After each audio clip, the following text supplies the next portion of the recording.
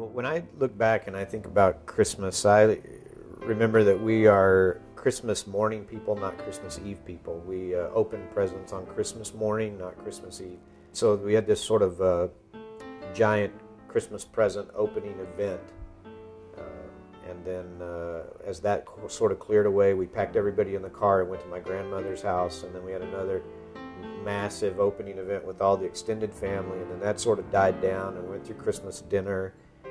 And then we left there and went to my aunt's house on the other side of the family and had another gift-giving extravaganza and eating.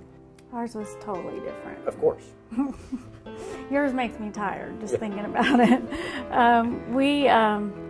We would trade off like which grandparents' house we went to or if we had it at our house, but everybody was there. And Christmas Eve was our big night. A lot of stuff about food. Probably important to note that we now open our gifts on Christmas Eve. That just would be important for you to know about our family.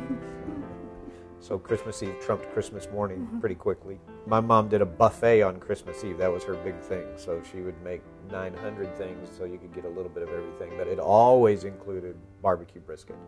So our house smelled like barbecue on Christmas Eve every year. When I think of Christmas, I remember the smell of like when we had this artificial tree, and so we bought this spray so that it would smell like we had a real tree. And that's a particularly fun memory.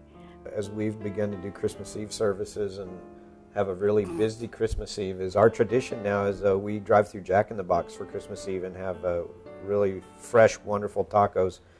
That's a great Christmas Eve celebration. And since it's Christmas Eve, we just sit in the floor of the living room because everybody's in a big hurry to open gifts. So we just sit in the floor and just put the wrappers right there on the carpet. We don't even mess with paper plates or anything. We just got to get right down to business. It's very high-end, very, very elegant, high-end kind of Christmas Eve celebration.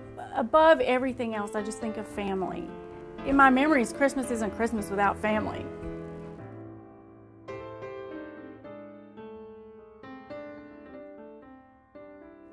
So somehow I'm trying to discover what is that thing in the middle of all of this celebration of Christmas that's timeless and powerful. How do we keep distilling out all the pieces that aren't eternal and keep grasping at that one truth, that one core thing that makes Christmas come to life?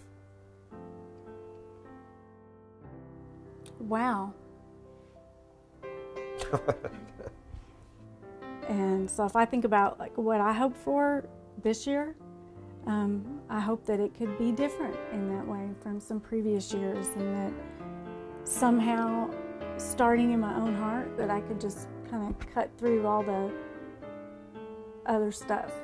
I kind of call it the fluff, the chaos, the craziness, and just, not to sound cliche, but to get back to the real meaning of Christmas.